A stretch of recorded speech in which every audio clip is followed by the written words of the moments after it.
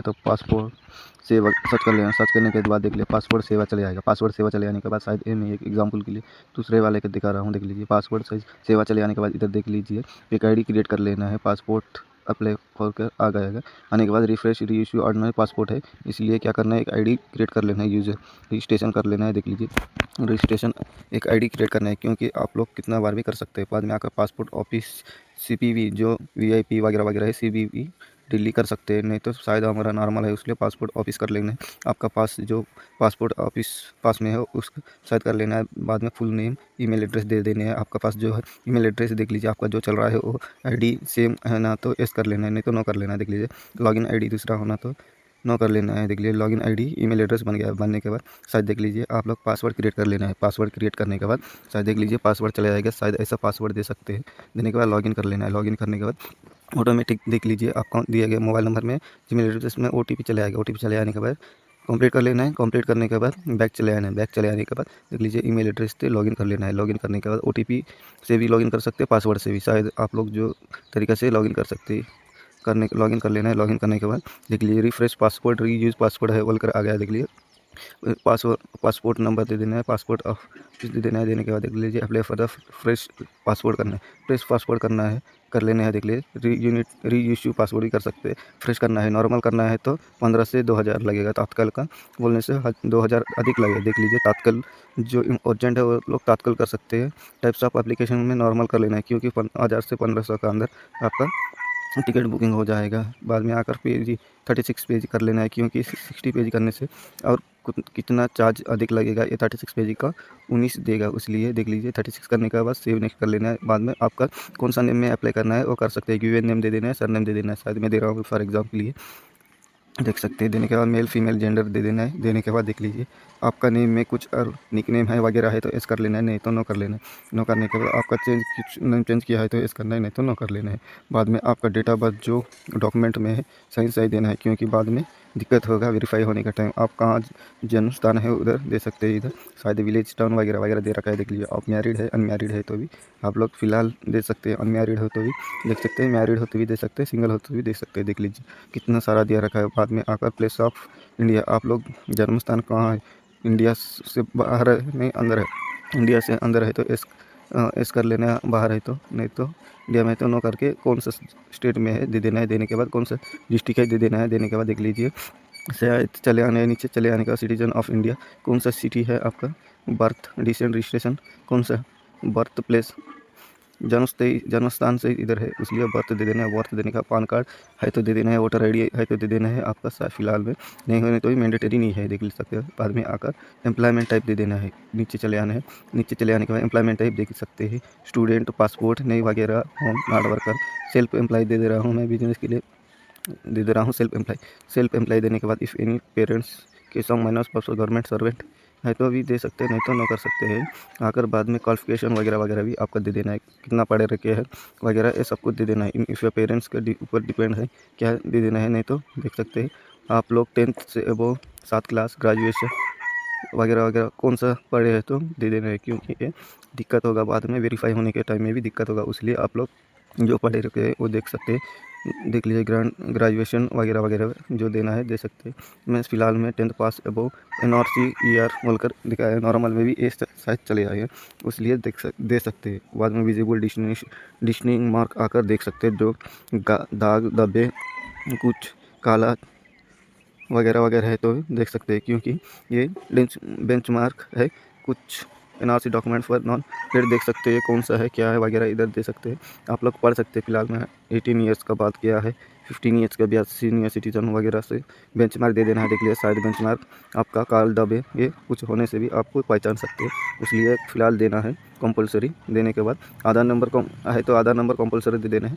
देने के बाद वैलिड आधार नंबर कर लेना है, शायद दे देना है। देख लीजिए एग्री कर लेना है। एग्री करने के बाद सेव नेक्स्ट कर लेना है। बाद में देख सकते हैं फादर नेम, गार्डियन नेम वगैरह वगैरह भी फिलअप करते कि ये सब वगैरह लीगल एप्लीकेंट नेम सपोज आपका श्री, शादीशुदा होते भी दे सकते हैं। आप लोग फ़िलहाल में देख सकते हैं। देने के बाद क्या कर लेना है, सेव एंड नेक्स्ट करके आगे चले जाने हैं। देख सकते हैं मैं शायद एक आदमी का दे रहा हूँ, फ़िलहाल में उनका शादीशुदा है इसलिए दे रहा हूँ। देने के बाद सेव नेक्स्ट कर लेना। सेव नेक्स्ट करने के बाद शायद आगे चले आना है। सेव आगे चले आने के बाद देख सकते हैं आपका यूर एप्लीकेशन रेफरेंस नंबर दे रखा है, वो सेव कर सकते हैं। शायद इधर आपका एड्रेस दे देना है। फिलहाल हाउस नंबर है तो हाउस नंबर, स्ट्रीट नंबर है तो street number, present out of India S कर, सिटी वगैरह, पिन कोड वगैरह, mobile number, telephone number, police station address fill up कर लेना है पूरा। ईमेल एड्रेस आपका है तो भी फिलअप कर लेना है। करने के बाद दे सकते हैं मैं सब कुछ इधर दे रखा हूँ। शायद एक एग्जाम्पल की तरह दे रखा हूँ दूसरे लोग का। एक शायद देख सकते हैं mobile number without country code का विदाउट 91 छोड़कर मोबाइल नंबर दे देना है। 91 देने से नहीं आएगा। बाद में आकर permanent address, same address, email address है तो भी दे सकते हैं।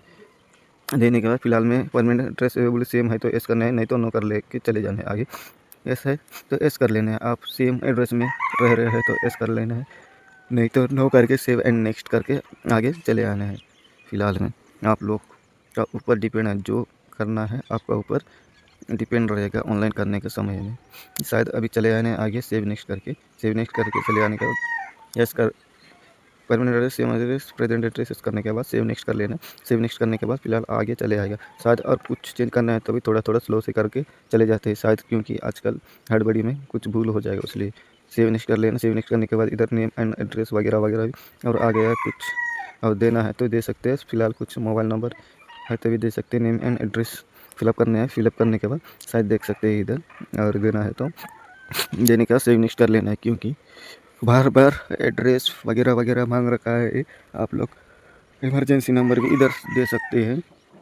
शायद आकर ईमेल एड्रेस दूसरा का भी दे सकते हैं। देने के बाद इधर देख लीजिए you are application, you have hold any identity certificate में no travel other state people resident in India, no कर लेना है। Current date domestic law official passport never held, कुछ है तो दिक्कत है तो आप लोग पासपोर्ट भी इशू कर रहा है ना क्या कर रहा है, नो कर लेना।